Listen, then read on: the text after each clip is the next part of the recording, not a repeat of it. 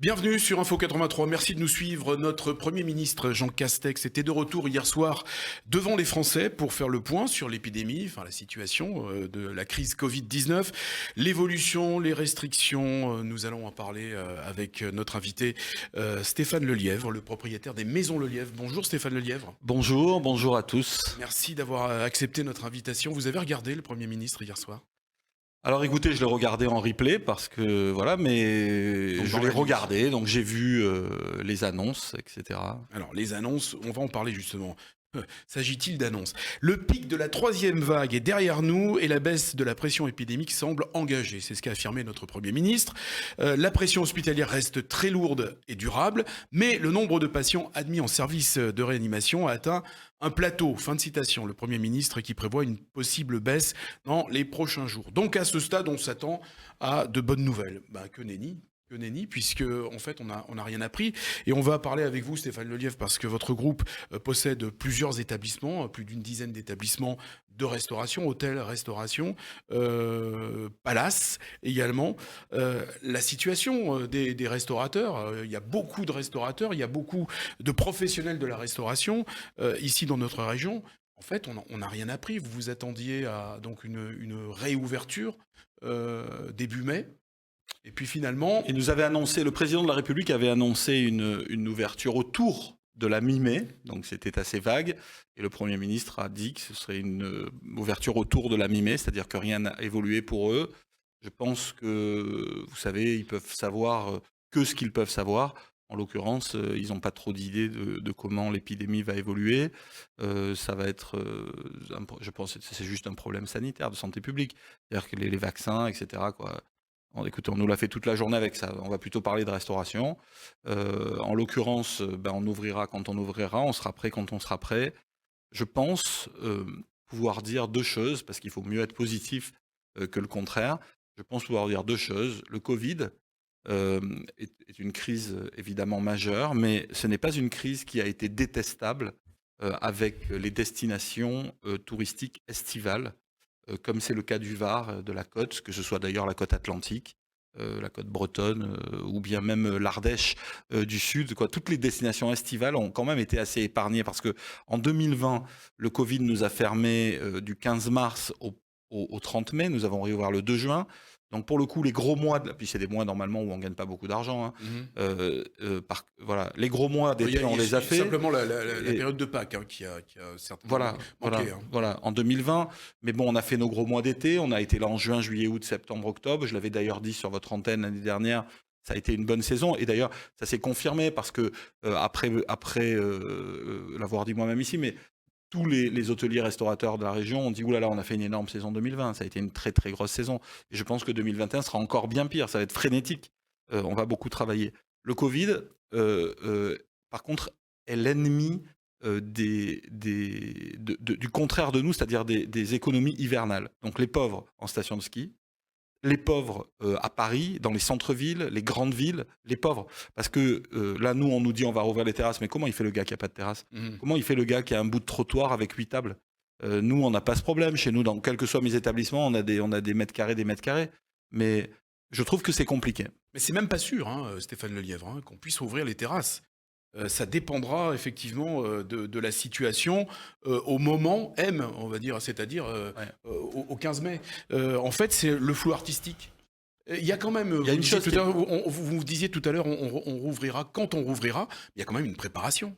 Bien sûr, mais on est en train de la faire. Moi, j'embauche, j'ai plus d'une centaine de personnes, même 150 à embaucher. J'ai commencé déjà il y a 1 mois et demi, avant même qu'ils annoncent que les gens qu'on embauchait, parce que il y aurait le chômage partiel, parce que le métier d'un chef d'entreprise, c'est de prendre des risques, on les prend, de prendre ses responsabilités. Donc, on embaucher les les saisonniers déjà. Mais moi, j'ai déjà embauché énormément de saisonniers. Il me reste peut-être je crois, j'ai compté hier, il me reste 27 contrats à signer. Et puis après, tout le groupe est prêt, parce qu'on peut pas attendre les annonces du Premier ministre. Moi, je pense, j'ai fait ma religion sur la Covid avec ce qui s'est passé l'année dernière. On a bien vu que l'année dernière, on a rouvert, alors qu'il n'y avait pas de vaccin, qu'on connaissait moins la maladie. On a rouvert le 2 juin et on a travaillé normalement à partir du 15 juin. Donc cette année, ça sera au moins la même chose. Non, mais ça sera au moins la même chose, vous verrez. Ça sera au moins la même chose. Vous êtes plutôt optimiste. Mais bien sûr. Et puis vous savez quoi ? Je pense qu'il y a des gens qui peuvent être pessimistes, mais ceux-là, ça s'appelle les Indiens en Inde, ça s'appelle peut-être les Africains en Afrique, ou peut-être certains pays qui ne sont pas aidés comme nous. Écoutez, nous, si on est pessimiste, c'est qu'on n'est pas très conscient de la chance qu'on a de vivre dans un pays généreux comme le nôtre, quoi. D'ailleurs, j'ai pris une initiative, dans chacun de mes 12 établissements, lorsqu'on rouvrira, je mettrai sur le fronton, à l'ouverture, j'ai eu cette idée hier soir avec un copain, là, je mettrai un drapeau français pour remercier le pays dans lequel je vis et l'argent public qui est celui des Français, de tous les Français, des gens qui passent dans la rue, pour les remercier d'avoir soutenu mes entreprises pendant que c'était difficile, parce que dans les autres pays, nous, on a été blessés, légèrement blessés, parfois un peu plus grièvement blessés, mais dans les autres pays, ils sont tous en train de mourir. C'est vrai que les aides ont été bénéfiques pour vous savez, le moral des entreprises, en tout cas. Alors, il y en a forcément qui sont passés au travers. Vous savez, Patrick, les gens disent souvent, quand ils sont assurés, les assurances, c'est trop cher, sauf le jour où on en a besoin. Moi, je passe mon temps à râler, comme tous les Français, parce que je paye énormément d'impôts. Et là, cette fois-ci, je me dis, finalement, je ne payais pas des impôts pour rien, parce que sur une crise pareille, on a traversé et on s'en sort bien. Donc merci beaucoup, messieurs du gouvernement, merci beaucoup l'Europe aussi, parce que l'Europe a modifié par des tonnes et des tonnes de directives les limites pour qu'on puisse... il y en a encore une qui est passée il y a 3 semaines pour les entreprises un peu importantes comme la mienne, comme les miennes, pour dire le plafond européen change pour qu'on puisse sauver ces entreprises-là, etc. Alors, dans ce que je suis en train de dire, c'est pas qu'on va pas finir la crise plus riche qu'en l'ayant commencé. Ça sera largement le contraire. Mon groupe perd... on a 500 000 euros par mois de pertes.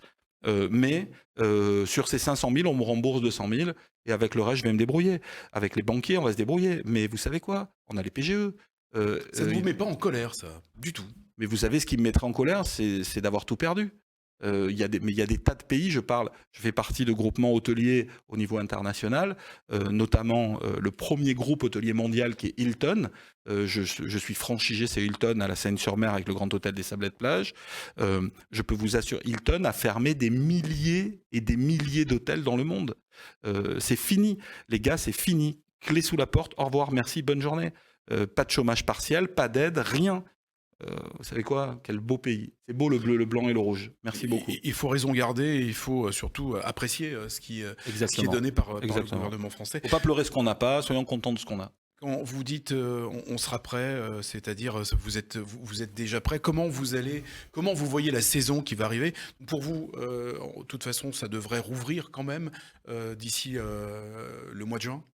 Bien sûr, nous rouvrirons nos terrasses, vous verrez, la 3e semaine de mai. Je pense que c'est une évidence parce que nous avons la chance d'être dans les régions où le virus circule encore pas mal, de moins en moins, mais où la météo est extrêmement favorable à rester dehors. Et le gouvernement, leur but, c'est que les gens sortent. Donc ils vont nous dire, par pitié, ouvrez vos terrasses. Par pitié, ouvrez vos terrasses. Mettez les gens dehors. Mettez les gens dehors. Comment, puisque vous avez plusieurs établissements, notamment on parlait de l'établissement hôtelier des Sablettes, au niveau des réservations, est-ce que vous avez déjà des réservations pour la période estivale ? Alors, les réservations, le quotidien Le Parisien titrait lundi dernier en première page, en énorme, oui. Réservez vos vacances d'été en France tant qu'il est temps. Voilà. Le lendemain, les standards chez nous ont explosé. Et on prend des réservations, là en ce moment, à un rythme effréné.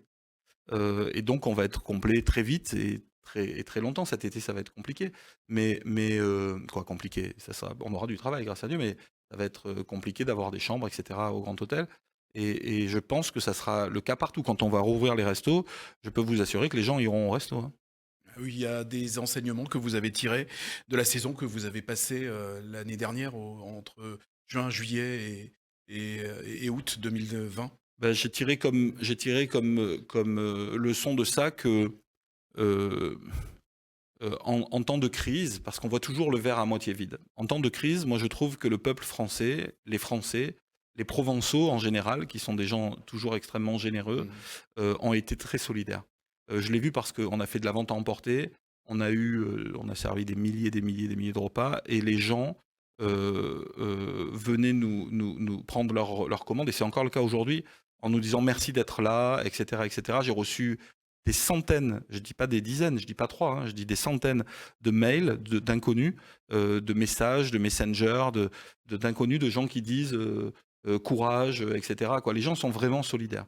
Et je pense qu'au moment où nous, on est solidaires, mon groupe ou moi, je suis solidaire des soignants en faisant comme on a fait pendant tout le premier confinement, tous les jours 400 goûters livrés tous les jours à l'hôpital, au moment où j'ai quand même organisé pendant ces périodes de fermeture les collectes où j'ai récolté des tonnes et des tonnes pour les restaurants du cœur, je pense que les gens, ils sont restés solidaires de nous. Et moi, ce que je retiendrai de cette crise, puisque c'est la solidarité, les Français, c'est pas des gens égoïstes, ils sont dans leur coin quand tout va bien. Mais à la limite, c'est bien d'être comme ça parce qu'on n'a pas besoin. Par contre, quand il y a besoin, les gens sont là. Je retiendrai ça. Au niveau ça sera ma dernière question, le dernier point que je souhaitais aborder. Au niveau des tarifs que vous proposez, est-ce que vous avez fait des tarifs spécifiques cette saison? Pas du tout, les tarifs restent les mêmes. On a changé de 0 €, 0 centimes, tous nos menus partout. Parce qu'on a vu notamment dans la ville de Cannes où certains palaces ont baissé leur prix, ont même fait des offres chez Groupon dans les plateformes, ce qui a eu pour effet d'attirer une certaine clientèle. C'est une erreur. C'est une erreur. C'est surtout ce qu'il ne faut pas faire. Moi, j'ai pris la décision de garder nos tarifs intacts. Nous avons bien travaillé de cette façon-là, en étant ouverts que les week-ends. On a quand même bien travaillé. On a réussi à garder des emplois. Alors quelques, pas autant que j'aurais voulu, mais des emplois, etc. Et à payer des heures de travail aux uns aux autres, etc. Et puis là, on est reparti. On est dans les travaux. On vient de faire de grosses transformations. D'ailleurs, on a profité de la période de fermeture pour refaire le Grand Hôtel tout neuf. On a fait beaucoup de choses là, encore cette semaine sur les extérieurs du Grand Hôtel. On a beaucoup de choses. Et puis on avance puisque on a un nouvel établissement qui va ouvrir le mois prochain, en bas des Pins Penchés, qui va s'appeler la Calanque, anciennement le restaurant Bernard. On est en train de le refaire tout neuf. Et on va avoir un resto les pieds dans l'eau magnifique de plus à Toulon. Ça sera un atout de plus pour la destination TPM. Et les Pins Penchés, justement, qui, eux, devraient refaire peau neuve, enfin faire peau neuve, plus exactement. Alors écoutez, ça c'est un investissement important. Nous avons également un projet très important qui est en route depuis maintenant 7 ans, passé, presque 8, qui est un hôtel, un écolodge de luxe en 5 étoiles sur le site du hameau des Pesquiers à Hyères. Et tout ça est en train d'avancer aussi, puisque voilà, nous avons obtenu le permis de construire, qui est un permis ministériel qui nous a été délivré. Donc, on a pas mal de choses prévues, et je vous promets qu'on a toute notre tête et toute notre dévotion et tout notre cœur à la destination qu'on a appelée Destination Soleil, avec mes amis hôteliers de la région, tous les hôteliers de TPM un peu importants. Là, on est 34 hôtels, ça fait 2400 chambres. On a fait une association qu'on a appelée Destination Soleil et on va se battre pour la destination. Et vous allez voir ce que vous allez voir. Eh ben, on verra, le moment venu. Un chef d'entreprise zen, voilà, et en tout cas un message positif. Voilà, c'est ce que vous nous avez délivré aujourd'hui, Stéphane Lelièvre. Un groupe il manquerait plus le contraire. Non, mais c'est tout le monde ne réagit pas de la même manière face à cette crise qui dure. C'est la durée, en fait. Hein. C'est la privation de liberté également. Je vais vous dire une chose. Moi, je suis né à l'hôpital Chalucet à Toulon. J'ai été abandonné quand j'étais tout petit. J'ai été recueilli quand j'avais 13 jours. J'ai grandi dans des familles d'accueil. Et on vit dans un beau pays. J'ai été nourri avec de l'argent public dans les biberons. On vit dans un beau pays. Je pense qu'il n'y a pas beaucoup de raisons de se plaindre. Des fois, ça nous gratte, mais on n'a pas de puce, quoi. Je vous laisserai donc le privilège de ce mot de la fin, mais en tout cas qui est très optimiste. Merci Stéphane Lelièvre. Merci à vous, je vous souhaite une jolie journée. Merci, vous aussi, merci de nous avoir suivis sur Info 83.